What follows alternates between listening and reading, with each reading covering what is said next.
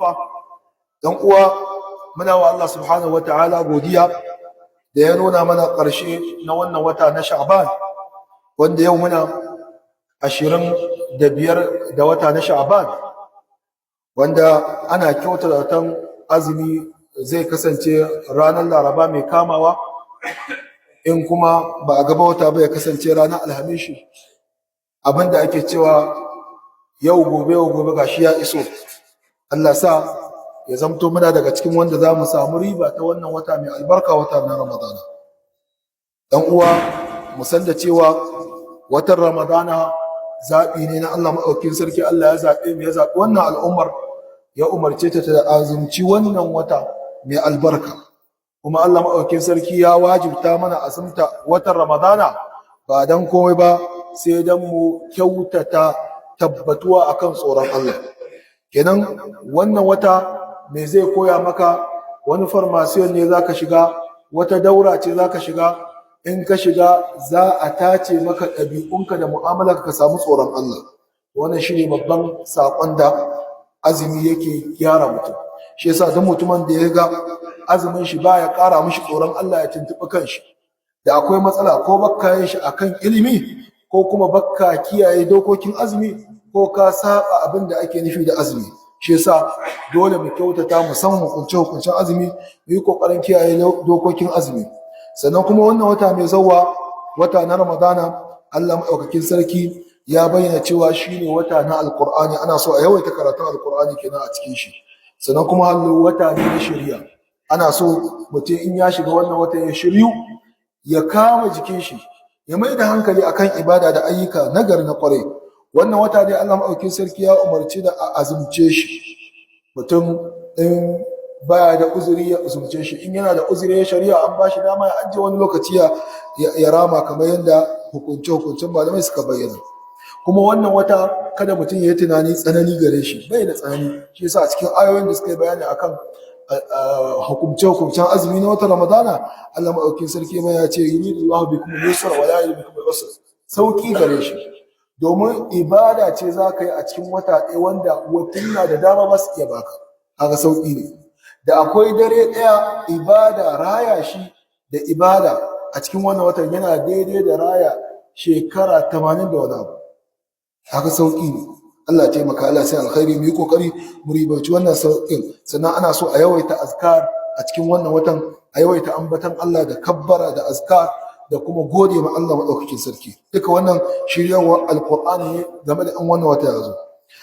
‘Yan uwa, abin da za mu yi bayani a kansu wasu ladabbuka ne guda 5 a lokacin da ka ga wata, ko kuma hukunci sun shahi shigowar wata. Idan za mu iya cewa wannan bayanin da za mu yi abin zai kasance ne tun daga Talata zuwa Laraba. Galiban za mu ga mutane suna jayayya da gardandan da makamantan haka ba da ilimi ba.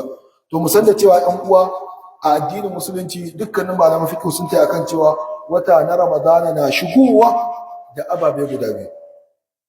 A ga wata iri da muzu, ido da ido a ganshi a rana ta 29 na wata na Sha'ban, kina wanda zai kama ranar Talata ko 29 a ga wata.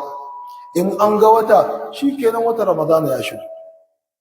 Idan ba a ga wata a rana ta 29 sai washe gari a cike Sha'ban 30 cicif, domin wata nan hijiri bai ya huce kwana 30. Ranar Laraba kenan, rana ta 30 cicif. Daga ranar Laraba ta riga ta cika, wata yayi 30 cicif, baya yin wata 30. Washe gari Alhamishi kai tsaye, ko an ga wata ko ba a ga wata ba a ranar Laraba, washe gari Alhamishi azumi za a tashi shi. Wannan shine hukunci da addinin musulunci, babu jayayya, babu hayaniya. Wanda kuma alhamdulillah hukumominmu suna yin bakin gwargwado wajen bibiya akan a samu tabbacin labari na ganin wata. Wanda a nan Nijar ban ma amfani ma da lissahi na falaki, ana amfani ne da gani, mutum ya bada shaida ya gani. Suna bincike bakin gwargwado akan su ga sun tabbata. Duk garin da aka ce an ga wata suna da wakilai, suna bincike bakin gwargwado. Allah saka musu da alkhairi. Dan haka ladabi na biyu, haka manzo Allah ya bayyana a hadisi, ladabi na biyu wanda mutum ya kiyaye shine bar jayayya. a watan azumi ba a so ka yi jayayya, to kai kuma ka tarbi azuminka da jayayya. Ba a so a dinga jayayya a watan azumi, a dinga musu ana gardama, to kai kuma ka auri jahilci da jayayya tun daga ganin wata kana gardama kana jayayya, an dinga faɗin baƙaƙen magana. Abin da yake al'amarin ganin wata a addinin musulunci a hannun hukuma yake. An taɓa binciken ganin wata a zamanin manzon Allah, babu wanda ya gani sai matashi ɗan shekara 15-17, Abdullahi bin Umar ya gani, ya ba manzon Allah labari. Manzon Allah ya umarni ya ce a ɗauki azumi. Mutane suka yi ta bincike, babu wanda ya gani sai yaro ɗan 17 ya gani, ya ce manzon Allah na gani. Manzon Allah ya ce to kowa ya tashi da azumi gobe, saboda manzon Allah lokacin shine shugaban hukuma ta musulunci. To mu ma a yau shugabanninmu su Allah ya wajibta ma su sanya malaman da za su lura, su sanya kwamiti wanda za su lura da ganin wata, kuma da akwai su a sassan islamic, da akwai wakilansu a kowace kungiya, da akwai wakilansu a kowane gari. Kenan kai yanzu in ka zo kana jayayya, shin tambayar da zan ma malam, kai ka yi su ilimi ne koko? Kai kuma alhali in kuma mai jahili ne, wal Allah littafi ɗaya baka taɓa karantawa ba akan wannan matsalar. Su kuma wannan duk malamai ne. Ka yi su ilimi ko ka yi su tsoron Allah ko ka yi su yin ibada, alhali a gaske an ranka mu'amala kama da su sun yi kauta da tsoron Allah. To da kai da su waye ilimi, waye tsoron Allah? Wahalhalun da suka shiga da matsalolin da suka shiga suka rike addini, in kai ka shiga ba sani ba ka zamto kafiri ne ridda za ka yi. To amma mutum ka je yana ta jayayya, wannan malaman ba su da tsoron Allah, yan gwamnati ne, yan waye, kai ba ya sani in ka tayi can mai za ka yi. Kinan mu ji tsoron Allah, mu mai da hankali. Al'amarin ganin wata akan hukuma take, hukuma ta zaɓi waɗanda ta ga sun dace sun cancanta su yi wannan abin. In suka ba da umarni dole ka yi musu biyayya, in sun yi daidai suna da lada, in sun yi kuskuren da aka yi Allah ya ɗauke musu kuskuren, kai ba ka da laifi, ba ka da matsala. Umarni kawai biyayya ce aka ce ka yi musu, in ka yi musu biyayya shi kenan. Ka mai da hankali. Gwamnati ta yi sanarwa an ga wata a tashi da azumi, tashi da azumi. Manzo Allah ya ce azumi lokacin da kuke azumi ne a tare al'ummar musulmi, babu gardama babu jayayya. Mutum kada ka buɗe azuminka da jayayya da gardama, Allah kiyaye. Kenan dole mu mai kauya, mu mai da hankali, mu yi biyayya ga shugabanni wayanda suka haƙƙin ganin wata yake a kansu, mu mai kauya zuwa gare su, mu bi umarninsu. In an ce an ga wata, ka mai kauya, ka sallama, kada ka yi jayayya, kada ka yi gardama. Idan sun yi daidai suna da lada na daidan da suka yi da ƙoƙarin da suka yi. In sun yi kuskure, hadisi ya tabbata an ɗauke musu wannan kuskuren, saboda Allah ya wajibta musu sai sun yi bincike wannan. Kuma kai babu laifi a kanka, tunda kai kayi abin da yake wajibi a kanka biyayya. Ya ayyuhal ladzina amanu atiiu Allah wa atiiu rasulahu wa ulil amri minkum. Ayiwa Allah biyayya, ayiwa manzo Allah biyayya, ayiwa shugabanni biyayya. Malamai da shugabanni ya tahiyar da lamarin raka a duniya. To wannan wa asusun Islamic da shugabannin na duniya ne a haɗe, da Prime Minister a ciki, da kuma shugabanni na malamai a haɗe, dukan suka ce jahilai ne. Kai kaɗai ne wayayye. Dukansu wannan jahilai ne, kai kaɗai ne wayayye. Allah kiyaye. Allah ka raba mu da musiba. Wannan ladabi na fara kenan. Ladabi na biyu, sannan kuma in an ga wata, ko kuma in an ga wata, ko kuma hukuncin ganin wata ya tabbata da cika Sha'ban kwana 30, ga addu'ar da ake so mutum yayi. Manzo Allah sai ya kasance in ya ga wata yana yin wannan addu'a: Allahumma ahillahu alaina bil amni wal iman was salamata wal islam, rabbi wa rabbuka Allah hilal rushdin wa khair. Haka manzo Allah yake, Allahumma ya Allah ahillahu alaina bil amni wal iman, ka sabkar da wannan watan a gare mu bil amni da kwanciyar hankali, wal imani da imani. Kaga muna buƙatar wannan addu'a yanzu, kwanciyar hankali da imani, was salamata wal islam, da kuma aminci da musulunci. Rabbi wa rabbuka Allah, kai wannan watan ina roƙon ubangiji na da ubangijinka Allah ya cika mana wannan gurin a cikin ka. Hilal rushd, ya Allah ka sanya zamto wannan wata ne na shari'a, wa khairin, wata ne na alkhairi. Wannan addu'a mu yi kokari mu dinga mu yi ta a lokacin da muka ga wata.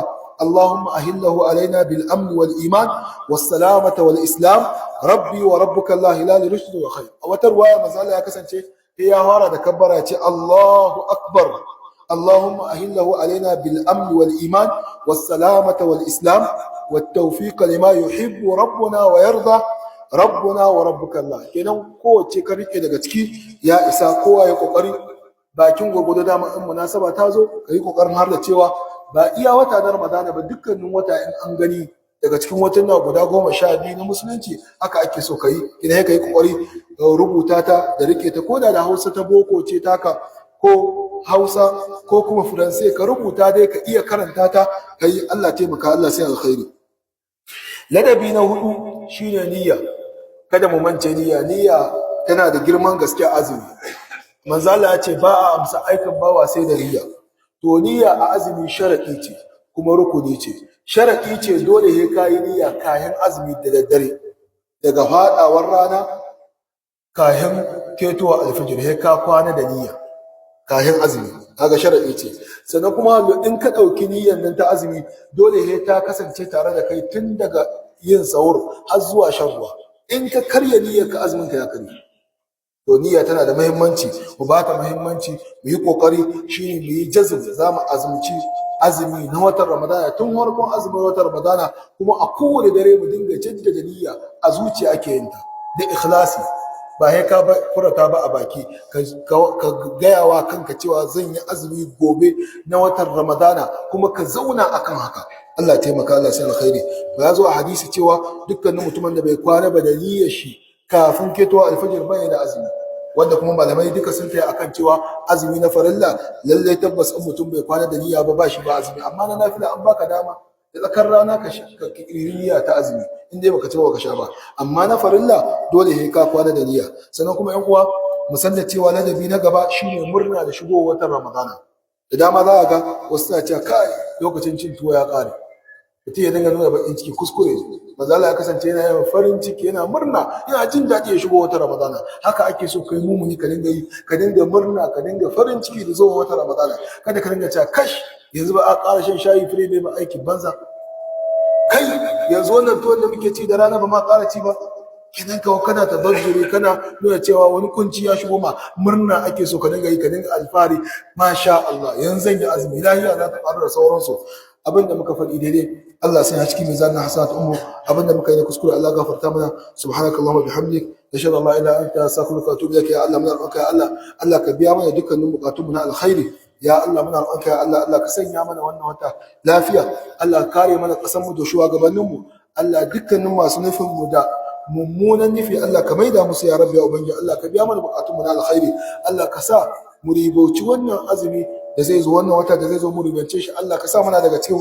wanda za mu samu rabo na duniya da lahira da alkhairin duniya da lahira a cikin wannan wata ya rabbi ya ubangiji Allah wanda suka riga suka rasu Allah gafarta musu wanda suke dare Allah ya tabbatar da mu da digadikan mu akan addini ya rabbi ya ubangiji Allah gafarta ma uwayen mu ka gafarta ma malaman mu wanda suka rasu wanda suke saiwa Allah ka kiyaye su Allah ka tabbatar da digadikan su Allah kiyaye su ya rabbi ya ubangiji Allah mai roƙa Allah ka biya mana dukkanin bukatun mu na alkhairi mu bayu ne a gare ka ya rabbi ya ubangiji kowanne daga cikin mu nan yana da buƙatar shi ta alkhairi Allah ka biya mana ya rabbi ya ubangiji dukkanin sharri da musiba da tinkaram ya Allah ka ture mana shi ya rabbi ya ubangiji subhanakallahumma wa bihamdik nashhadu an la ilaha illa anta nastaghfiruka wa natubu ilaik aqimus